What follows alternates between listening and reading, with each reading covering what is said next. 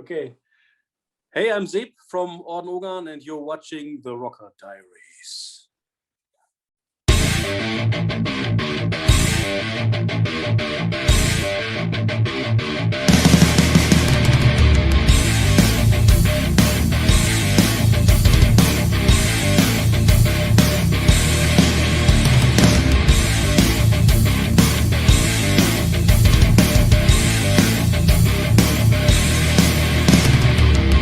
Well, good evening, ladies and gentlemen. This is Jamie McNichol, your host for the Rocker Diaries. It used to be Blood, Sweat, and Metal, but due to a lot of things that happened last year, we changed the name.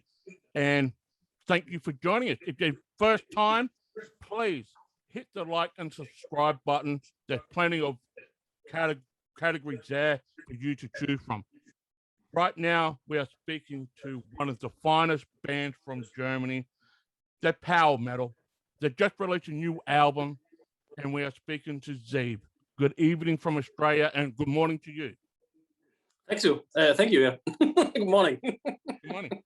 Well, before we get started to the new album, I want to ask, with the way that the world is at the moment, do you guys all in the same recording studio when you're recording, or do you have to have bits and pieces coming in?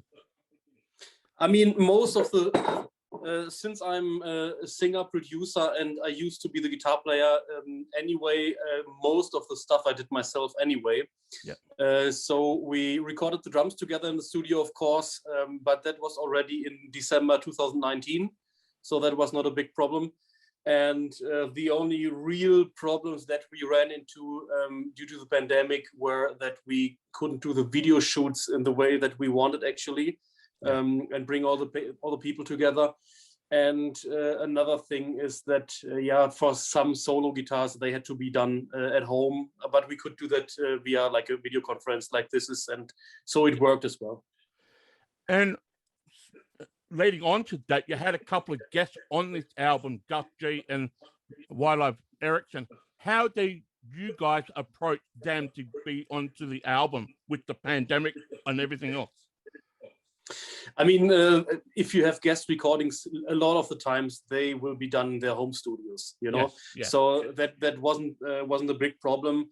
And talking about the guests, I mean, in case of Orden Ogan, I mean, I make my living from that. Orden Ogan runs well in Europe, and the other thing that I do is my studio, but that's just the other part. I mean, it is somehow commercial in that case, but I never viewed Orden Ogan as being a commercial product, if that makes any sense for you. Yes. So it is absolutely just what I want to do, what comes out of the heart, you know, like the music I really want to do. And so it is always the same approach when it comes to guest musicians. It is never about finding the biggest name or do the best name dropping stuff. It's always about what can the musician bring to the table. And in terms of that, I don't think we have to speak about Gus G, because it's like one of the best guitar players on the planet, obviously. Yeah. And talking about Ilva, we knew that the song was written from two different perspectives. And so we really needed a female voice for that. And there were a lot of names thrown around. And I think she was suggested by AFM Records, and I listened back to the Brothers of Metal stuff. And I thought to myself, if she did that with like a real fragile, low, melancholic voice, then it could turn out awesome. And when she sent me the tracks, I was blown away. I think it's the perfect performance for the song. It sounded so good on the album. It's more like a ballad, but turned into a power ballad. And the direction of that song, it blends into the craft of what you guys have been producing for over the years that you started. And that one really did stand up, because I want to ask you a question. When you make an album, and I know I listen to a lot of albums over my life, and of course you're a music fan, not only being a... Thank you. I want to ask, when you first put on an album, generally the first half of the LP is stronger than the second half. What way for you, being a producer, was trying to make this whole album strong? There's no weak parts in this album. in my opinion. It's strong from start to finish. So being a producer yourself, how do you collaborate to make this strong from top to bottom, rather than having the first 6 singles strong and the last 4 weak? You know what I mean? I think the key here is that what I just said, that I really do that because I love to do that, because I want to do that, and I'm basically writing a record for myself. You know, I think there are like 460,000 people listening on Spotify right now. Yeah. And I don't mind if it's 464 million or if it's like 40 people. Even if there were just 4 people listening to the records, I would still do these records, if you know what I mean. Yeah. So that is why I put so much effort into that, and the rest of the band as well, to make it all be great, you know, and don't have any filler tracks on the record. Now, Orden Ogan, many people have been following you for the last decade. You guys are one of the most successful power metal bands in the decade from Germany. And this album that's just been released, Final Days, it just goes to show that you have blended, you crafted your work, and it shows you guys have matured since you first started to now. And it's just going to get stronger from here on in. Now, when you look at your previous album, like Gunman, and you also you produced that one, how did you have to change what you did last time on Gunman to this one? I don't think it's actually it's a process. It's not that we're sitting down and say, okay, we have to change something. You know, it's always, I mean, everyone is developing in his personal life and is not the same person 3 years later than you have been like 3 years before. Right. I think there's always the same identity to it. I think you can always definitely hear that it is an Orden Ogan record. But it really varies a bit in how it is executed. I mean, obviously, I think Final Days is probably the best sounding record that we did so far, though I think that Gunman also was a pretty decent sounding record, but I think it's just 3 more years of experience as being a producer mixer, you know. Yeah. And so we really went the extra mile on the extra mile on this record. And so everything that could make it like 2% better than we did it, you know. And so I mean, it takes a lot of time, but it's really worth it in the end. Yeah. So, yeah.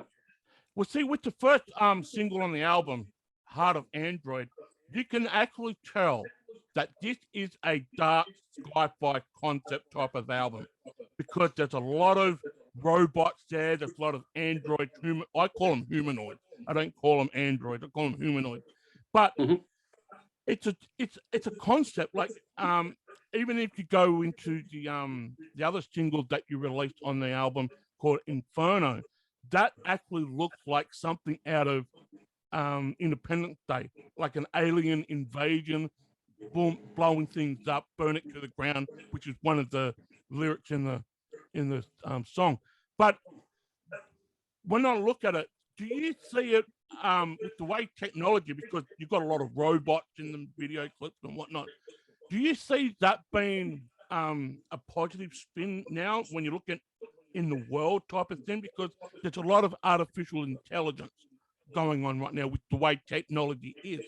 Do you try to put that little spin when you make this album? Because that's what I see in the concept of it all. So I really have to say first, it's not a real concept record in terms of it's not like one story throughout the whole record. Yeah. We wanted to do a dark sci-fi themed record, which we did. And in the very beginning, it was the idea to have 10 songs that talk about 10 different ways that mankind could find its end. Yeah. So that was In the Dawn of the AI was the first thing that we've written about an artificial intelligence that is taking over control. Then there was the song It Is Over, that is about the last asteroid impact on Earth. Yes. There was actually a song about a killer virus. We decided to not put it on the record. Maybe it will be released later on. It's called December, so watch for it. I think we will put that out as soon as this pandemic is done. Yeah. What I really like to do when you're speaking about Heart of the Android and Inferno, I really like to take a semantic field, like a field of words that are connected to the main theme, and build a lot of metaphors out of that. For example, Heart of the Android, a lot of people are actually thinking it's a song about the question if a program on artificial intelligence can develop some sort of a personality once it's sophisticated enough. But actually, it's not about that. Actually, it's about a person that has got the impression that he or she just has to function, and that people expect him or her to be working properly, not asking about their feelings and stuff like that, you know, like a situation that we know in real life. Actually, Inferno as well, we put this twist on that with the aliens to make it a bit funny, because we think that the times are dark enough right now. But actually, Inferno is, when you just listen to the lyrics, it's about the idea that there are so many people in the world right now that are getting radicalized more and more, like to the very left, like to the very right. And I have the impression that people don't know how to discuss anymore with each other. You know, like people are, if you don't have the same opinion, you'll be labeled like something, you know, like they will tell you. In Germany, you can straight away be a Nazi, you know, if you don't have the same opinion like the mainstream, you will be labeled a Nazi or whatever, you know. And so the idea about the song is that there's one group that has been radicalized so much that that you're not able to talk to them anymore, and the solution for the problem would be, we got to burn it down, you know.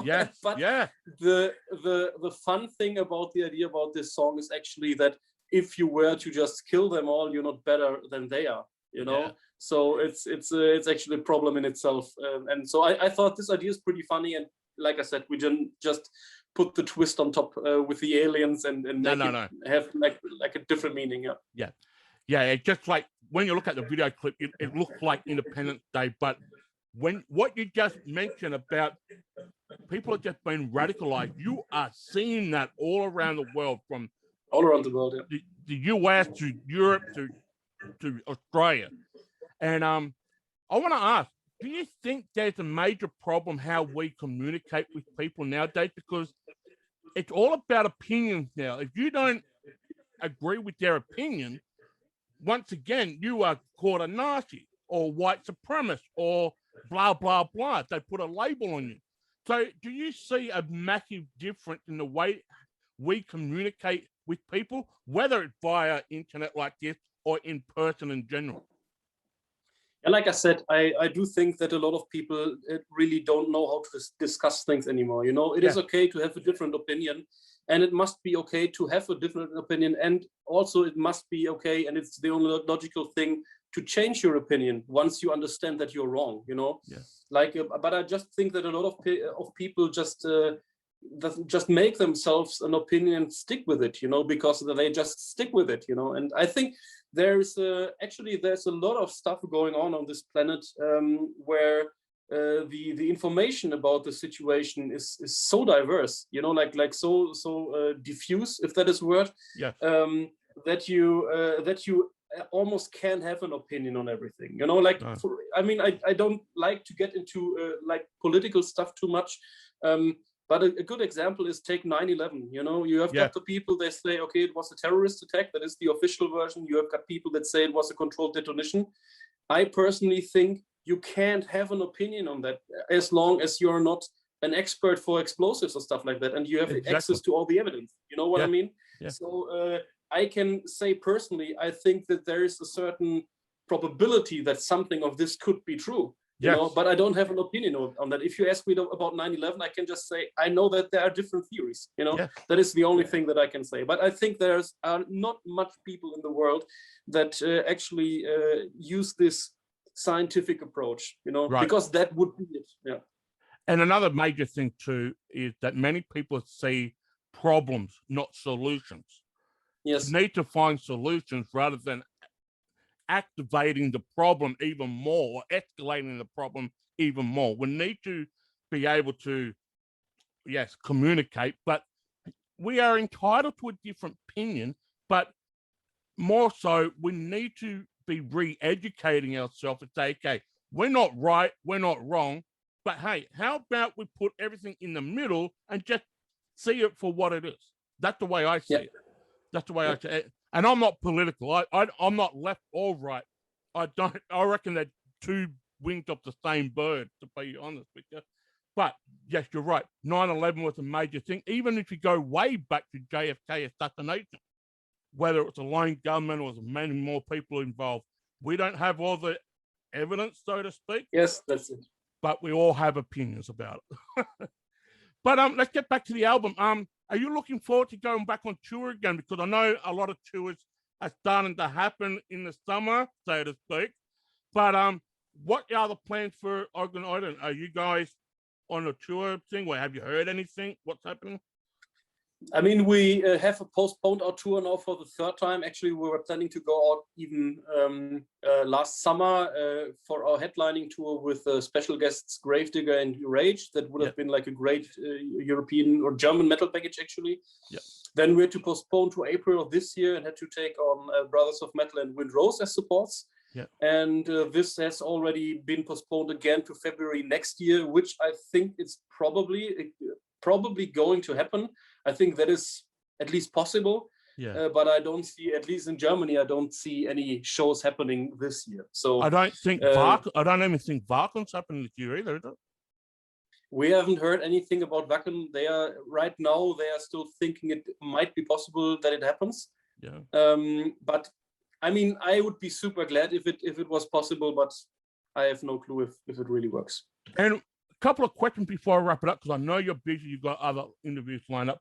But I realized when I went onto the band website that's going through a maintenance problem, because I'm trying to order your new album, and it's not in the stores here in Australia. For some reason, the new album is not in the stores.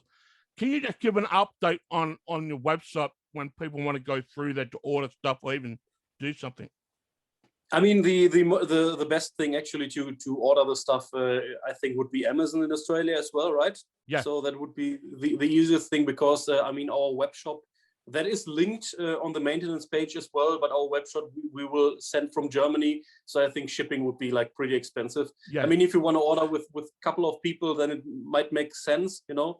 But still, if you want to get the new record, I would just say to go to Amazon and try that. And the website. Yeah, it is constantly under maintenance, because I mean, we are basically mostly reaching out to people on Facebook and Instagram, and have got the YouTube channel as well. So that basically is the only place anyway that people are looking. So yeah, we do have Amazon here, but like you said, the postage is a little bit expensive. But with one last question before we wrap it up, man. If you have to change anything on the album, what would it be? And if not, is there any other singles that could have been on the album that didn't quite make the cut?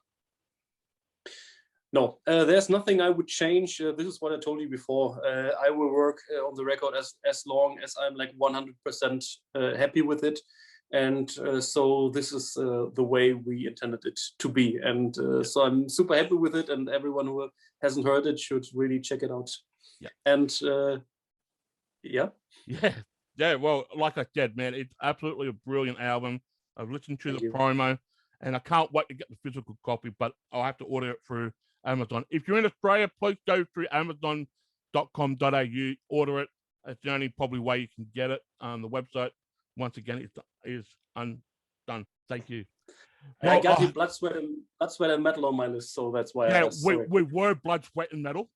It's like last year we had to change the name due to the pandemic and whatnot, because there's a lot of things that was going on last year. And but we're still blood, sweat, and metal, but technically the show is called the Rocker Diaries. So yeah. Okay, I'm sorry, I have to go. I got the next one lined up.